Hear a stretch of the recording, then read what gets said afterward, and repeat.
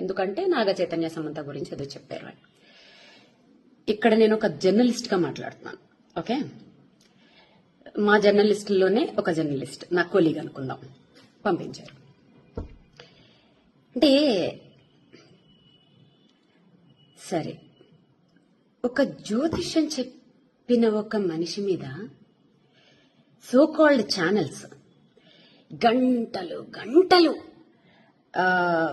మీటింగులు పెట్టేసి గంటలు గంటలు టైం స్పెండ్ చేసేసి అంత అవసరం ఏముందన్నది అర్థం కాలేదు. ఎందుకంటే మీడియా అనేది ఎంత పవర్ఫుల్ అండి.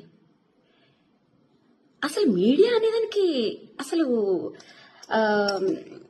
విలువే లేకుండా అయిపోయిందని అందరికీ తెలుసు. ఆఫ్ కోర్స్, నేను ఇప్పుడేం కొత్తగా ఏం చెప్పక్కర్లేదు. కాకపోతే ఒకప్పుడు అంటే నేను పనిచేసిన టైంలో జర్నలిస్ట్ అని చెప్పుకోవాలంటే ఖచ్చితంగా జర్నలిజం పాస్ అయి ఉంటేనే జర్నలిస్ట్ అని చెప్పుకోవచ్చు. ఇప్పుడు ఒక 2 ఇంటర్వ్యూలు చేసేస్తే చాలు జర్నలిస్ట్లే. ఆ లెక్కను చూసుకుంటే నేను సూపర్ జర్నలిస్టులు. ఎందుకంటే వందల ఇంటర్వ్యూలు తీసేసుకున్నాను, వేల ఎపిసోడ్లు చేసేసాను. సో కాబట్టి ఈ జర్నలిస్టులందరూ నా కొలీగ్స్ జర్నలిస్టులు. ఇప్పుడు స్ట్రైట్ ఫార్వర్డ్ గా అడుగుతున్నాను, ఈ పలానా జ్యోతిష్యం చెప్పారు, పలానా వాడెవడో టమాటా కూరలో ఉప్పు ఎక్కువ వేసాడు, ఇంకెవడో ఏదో చేశాడు, ఇవి పక్కన పెడితే నేను పేర్లు తీయకూడదు అనుకుంటున్నాను, కానీ తీస్తున్నాను.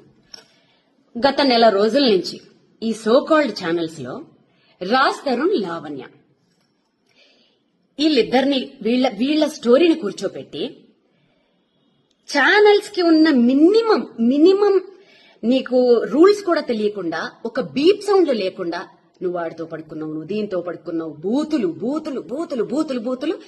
ఇంకొకటి ఏంటంటే, ఒక ఛానల్ అయిపోయిన వెంటనే బయట చెప్పుకుంటే సిగ్గుపోతుంది. ఒక పెద్ద శాటిలైట్ ఛానల్స్ కూడా, రండి మేడం మా ఛానల్ కి రండి మేడం, మీకు న్యాయం చేస్తాం. ఏం చేస్తారు? అదేదో సినిమాలో లాగా పోరాడతాం అంటే ఏం ఆడతారు అన్నట్టు వాళ్ళకి న్యాయం మీరు ఏం చేస్తారు? మీకు రేటింగుల కోసం కదా.